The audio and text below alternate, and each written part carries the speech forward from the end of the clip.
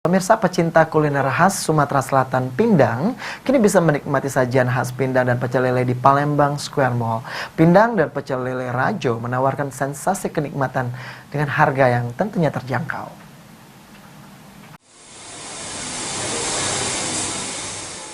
Grand opening pindang dan pecel lele Rajo di Palembang Square Mall dihadiri staf ahli wali kota Palembang, Herlan Asfiuddin, dan Kepala Dinas Pemuda dan Olahraga Dispora Kota Palembang, Isnaini Madani.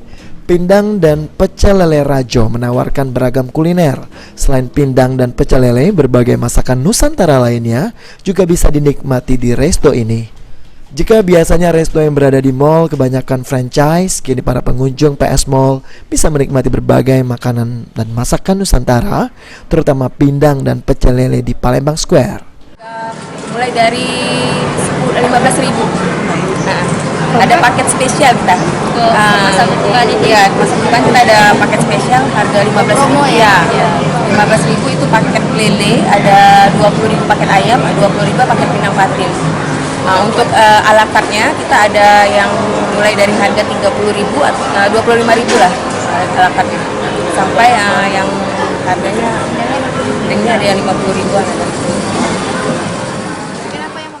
Harga masakan yang dijual di resto ini pun terbilang terjangkau, dimulai dari Rp15.000 hingga Rp50.000. Pengunjung sudah bisa menikmati berbagai menu yang ditawarkan.